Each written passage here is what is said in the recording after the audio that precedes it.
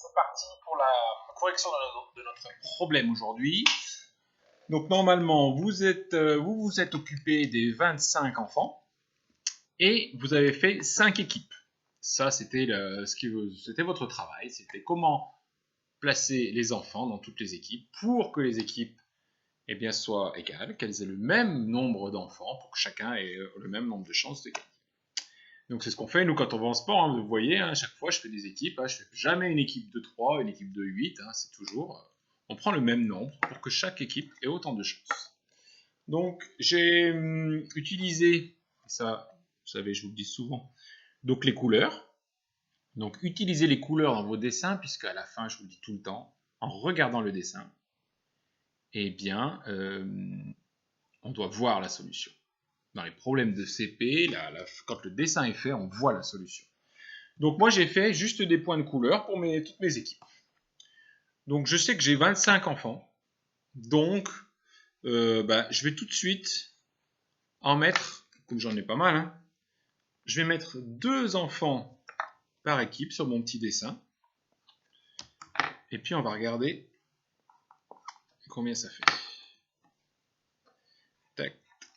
Alors si je fais 2 enfants par équipe, eh bien on peut compter combien il y a d'enfants. Ça fait 2, 4, 6, 8, 10. Donc j'en suis à 10 enfants, j'en ai 25 dans la classe.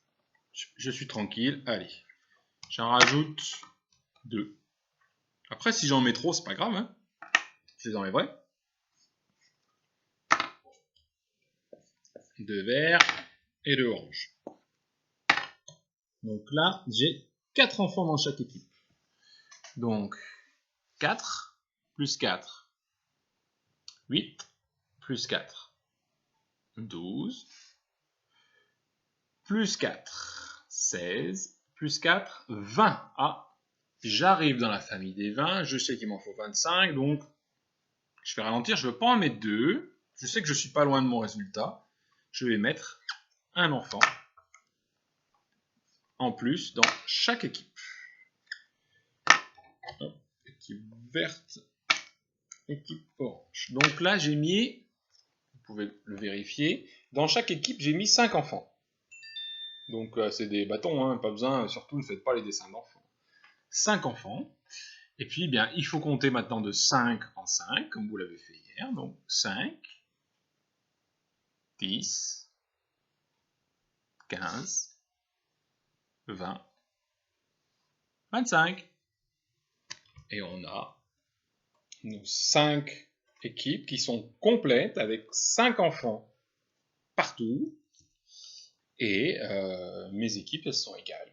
Donc j'ai mes 25 enfants qui sont répartis dans les 5 équipes. Et on a mis 5 enfants dans les équipes. Donc je fais ma phrase réponse. Pensez-y bien. Je fais simple, hein. Il y a 5 enfants